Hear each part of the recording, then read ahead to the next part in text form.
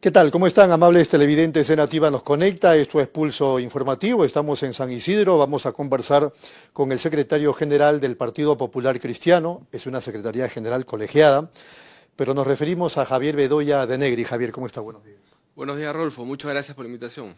¿Qué está pasando en el PPC? Que lo retiran a Sillonis, candidato presidencial, y ahora renuncia también a la precandidatura presidencial Javier González Olaeche. Bueno, lo de Fernando Sillonis es de conocimiento público. Él no informó al partido de su vinculación con estas dos empresas, con Odebrecht, y que además fue un programa de televisión que todos vimos en representación de estas empresas como miembro del directorio.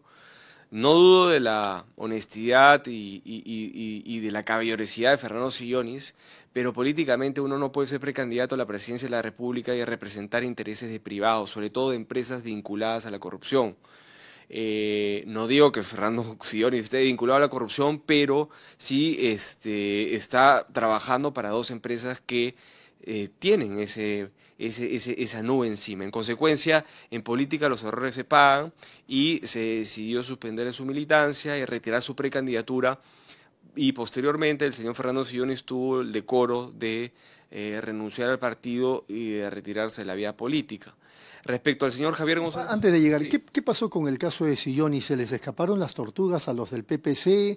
¿Él de repente debió contarles ese contexto laboral? ¿Qué ocurrió? Mira, Rolfo, nosotros sí tenemos mapeado y tenemos y estamos evaluando con transparencia firmar un convenio para hacer todo el filtro de precandidatos a las elecciones generales, antecedentes policiales, denuncias en el Ministerio Público, en fin, todo el récord de cada persona que quiera postular un cargo público. Y eso lo vamos a hacer en su momento, en este año, para los que quieran postular.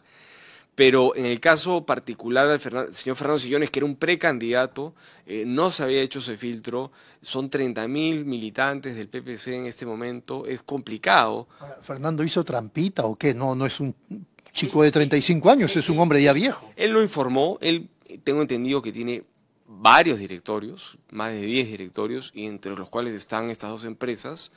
Dice que es información pública, que la debe haber presentado su declaración jurada, no sé, pero es información que no, por lo menos no la hizo de conocimiento de la dirigencia, de los directivos del partido. Muy bien. Y lo de Javier González Olaechea, allí el PPC no lo retira, sino que él se va. Digamos que patea el tablero. Sí, bueno, tuvimos una reunión de trabajo con él y él decidió, bueno, en esa reunión de trabajo que no tenía ese propósito, él nos comunica que por temas personales declinaba su precandidatura y por lo tanto también se retiraba del PPC. Nosotros le pedimos que se mantuviera en el partido, que siguiera colaborando, que entendíamos finalmente su situación. Si tenía algún tipo de tema personal, entendíamos que podía declinar su candidatura presidencial, pero que eso no impedía que se mantuviera como militante del PPC. Al día siguiente regresó, mantuvo su posición y finalmente presentó ante el presidente del partido su carta de renuncia. No tengo más que decir que eso, porque esa es la información que finalmente nos dio. Claro, pero no era un tema personal ni familiar, era un asunto con el PPC, porque de otro modo uno no se explica por qué está tocándole ahora la puerta a Rafael López Aliaga. Bueno, esa es información que yo no tengo certeza, habría que preguntarle a él, pero si es que eso es así, entonces ya sabemos cuáles son sus asuntos personales. Pero no me consta, yo te estoy diciendo simplemente lo que a mí o que al grupo de personas con las que se reunió nos dijo.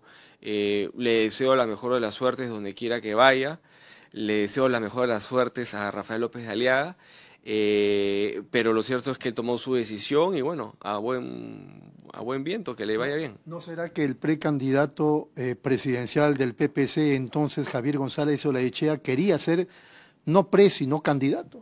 Sí, eso lo dijo abiertamente y públicamente, no había duda de eso. Él está un poco apurado con ese tema. Nosotros le dijimos a todos siempre, a todas las personas que tenían aspiraciones en el partido, que el PPC hace 2 años está en busca de buscar entendimientos. no porque los necesite, sino porque creemos que es lo mejor para el país, ¿no? Hay 50 partidos o 42 partidos y probablemente hayan 50, la torta no es tan grande para repartir, no puede ser posible que elijamos un presidente con un dígito y que tengamos un Congreso totalmente fraccionado. Entonces, lo que el partido, el PPC, quiere es buscar armar un bloque que le permita a ese candidato presidencial de ese bloque tener por lo menos un respaldo más allá de un dígito y una bancada decente en la Cámara de Diputados y Senadores que le permita generar los consensos para sacar las reformas que requiere el país en este momento. Sin embargo, sí, es verdad, Javier González Olachea estaba desesperado porque quería que el partido fuera solo y definiera la candidatura o definiera quién iba a ser el candidato del partido.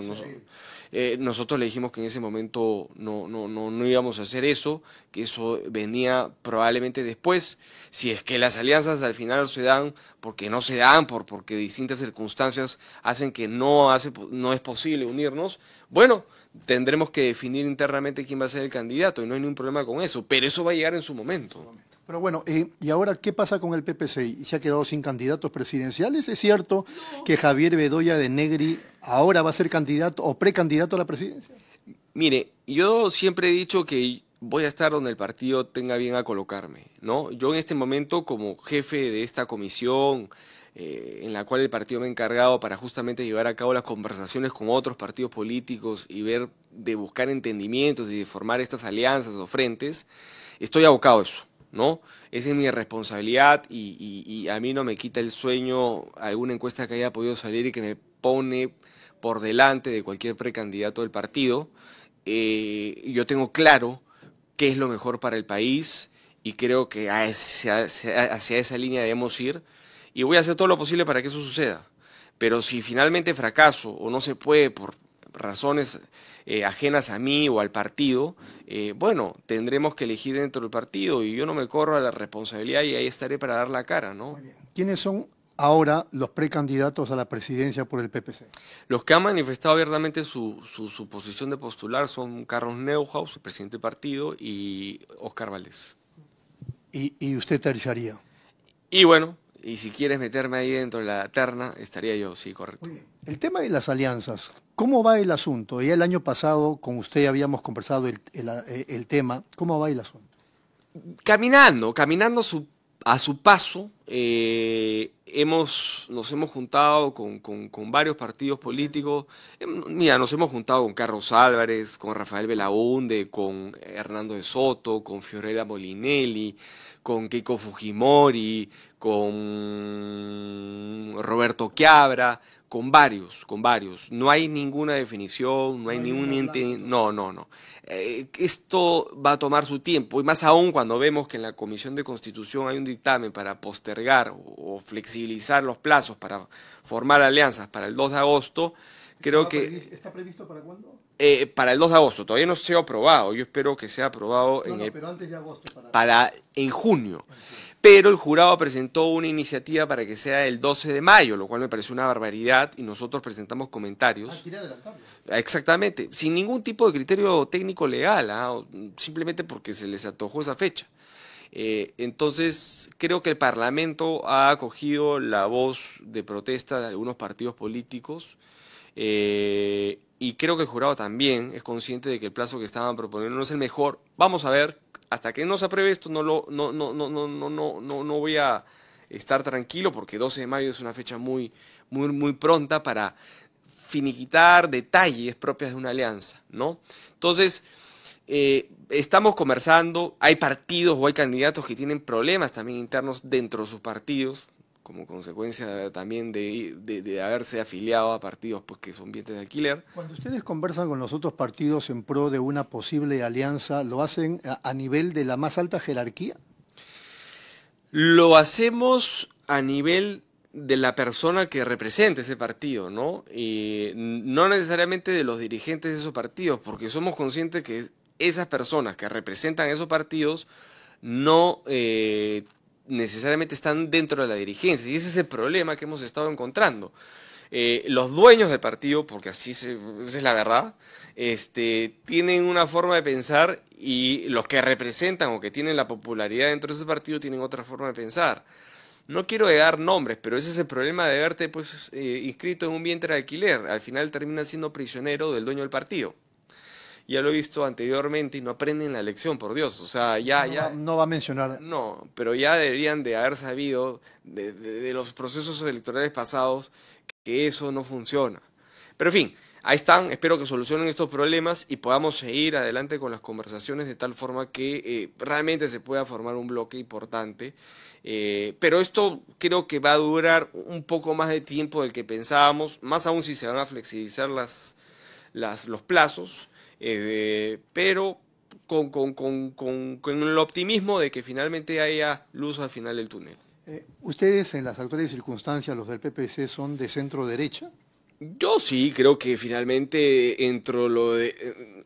es difícil, somos un partido que obviamente instauramos en la Constitución del 79 la economía social de mercado, el modelo económico que ha perdurado durante los últimos 40 años y que ha sacado a la pobreza a muchas personas. Que es verdad que mucha gente se ha aprovechado del modelo económico para hacer mucho clientelismo, pero eso no es culpa del modelo económico, eso es culpa de las personas, hay que tenerlo claro.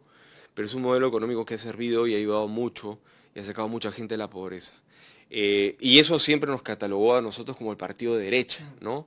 Sin que haya una derecha, porque el modelo económico, como lo hemos conversado anteriormente, es un modelo que no es tampoco abierto, no es un modelo capitalista, no es un modelo, no es una economía de mercado, donde el mercado regula absolutamente todo. No, no, no. Hay disposiciones en el modelo económico y en la Constitución de que hay el rol subsidiario del Estado, por ejemplo, ¿no? Que cuando el mercado no puede controlar o regular determinados aspectos, el Estado tiene que entrar y poner orden, ¿no? Y por eso tenemos a todos los entes reguladores que conocemos, por ejemplo. Entonces, no somos tampoco un partido de derecha per se, y creo que no hay ningún partido de derecha, o no puede haber ningún partido de derecha actualmente que defiende este modelo económico y se diga que soy de derecha. Pero bueno, si nos quieren poner de derecha no tengo ningún problema. Somos un partido conservador, creemos en las buenas costumbres, defendemos principios y valores. Y eso es lo que somos. Si lo quieren catalogar, somos un partido de centro derecha conservador. ¿Cómo le fue en esas conversaciones con Libertad Popular de Belaúnde y Llosa? Bastante bien, bastante bien. A mí me preocupa más bien la actitud después de Rafael, de cómo se ha venido guiando en lo personal, ¿no? Yo prefiero no andar en ese tema, hablaré con él personalmente porque ¿A qué se refiere? Las reuniones que ha tenido, primero las formas, ¿no? Yo entiendo que de alguna manera critique y tenga que criticar al alcalde de Lima, ¿no? Yo también tengo cosas que decirle, pero creo que en política uno puede ser claro y directo sin ser malcriado. Y lo digo por los dos, ¿ah? Tanto por Rafael Belaúnde como por Rafael López de Aliaga. Creo que están impostando alguna pose importada. Confundiendo lo popular con lo ramplón. Así es, importada de Estados Unidos, me parece, o de Argentina, que creen que cuando uno es más malcriado, más popularidad tiene. Y yo creo que el electorado peruano no es así. El electorado peruano sí quiere tener a gente que sea clara y directa y firme, pero no malcriados. Y creo que ahí se están sobrepasando y además que no le están dando el nivel a la política que se necesita hoy en día.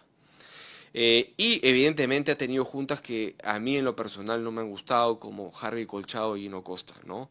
Esas juntas creo que no le suman a Rafael, más allá de otras que ya vienen adheridas a él, como Pedro Cateriano. Pero, en fin, son cosas que hay que conversarlos con él para ver finalmente qué es lo que él quiere hacer, porque una cosa es conversar para generar un frente y por otro lado verlo en una actitud de candidato propio, yendo por acá, golpeando por allá, y la verdad que quiero saber finalmente cuál es su posición. Muy bien. Para ir terminando, ¿qué impresión tiene de esta crisis interminable que parece agravarse por momentos cada día que pasa con el gobierno, el Congreso? Es la de nunca acabar. Yo creo que son dos poderes del Estado que están muy desprestigiados. El Congreso, lamentablemente, ha hecho agua en estos 5 o 4 años que lleva. Producto de la clase política que tiene, sin partidos políticos consolidados, vientres de alquiler que han llegado, con gente inexperta o gente corrupta que ha ido para beneficiarse, gente que es rescatable, pero desde mi punto de vista muy inmadura políticamente, que no tiene la experiencia para estar en el Congreso. y por otro lado un ejecutivo que evidentemente a todas luces empezó mal con Pedro Castillo y después con Dina Boluarte, ¿no? Y hoy en día me preocupa que evidentemente no solamente la bronca puede venir entre ellos y el ejecutivo, porque que bien han trabajado juntos durante varios años, ¿no? Y uno se ha apañado con el ¿Se otro. refiere a Keiko Fujimori, a Acuña, que sostienen al gobierno de Dina Me Boluarte? refiero a todo el Congreso en general. Evidentemente esas son las dos bancadas más importantes, pero las otras bancadas también que se han puesto de perfil y no han dicho absolutamente nada. Yo no he visto a nadie de Avanza País ni de Renovación Popular diciendo acá hay un pacto entre fulano y mengano. No, no, no, se han puesto de perfil y bien que han votado con ellos también, así que no se hagan la del calzón con bobos. Y hoy día obviamente quieren marcar distancia porque es un año preelectoral. Pero creo que la gente no es tonta para darse cuenta de que ya es muy tarde como para darse esto. Y lo que más me... Entonces, ¿cómo lo describiríamos? Este no es un gobierno de izquierda o un gobierno castillista, este es un gobierno sostenido por la derecha, a la que usted de algún modo representa. Yo no considero a Dina Boluarte de derecha, simplemente la considero una improvisada que está ahí simplemente administrando el Estado en la medida de lo posible con lo que tiene, sostenida por el Congreso. Sostenida por el Congreso hoy en día, que creo que al final tiene que terminar su mandato, sin duda, pero que si la tuvieron que vacar, sí la tuvieron que vacar hace tiempo, la tuvieron que vacar hace un par de años, pero está sostenida por el Congreso de la República, que es manejado por, evidentemente, por el Fujimorismo, por APP y por las otras fuerzas, ¿no? Y otra vez están con el San Benito de adelantar las elecciones. Yo creo que eso sería un gran error, ¿no? Porque si hacemos eso, quien entre es Salguana, y Salguana además se va en julio porque termina su periodo como presidente del Congreso. Quien entraría a asumir la presidencia de la República o encargarse del despacho de la presidencia de la República sería el nuevo presidente del Congreso. Entonces tendríamos un nuevo presidente en julio. Una locura, una inestabilidad total para el país hoy en día cuando necesitamos justamente estabilidad para manejar la gran crisis que tenemos, que es la inseguridad ciudadana.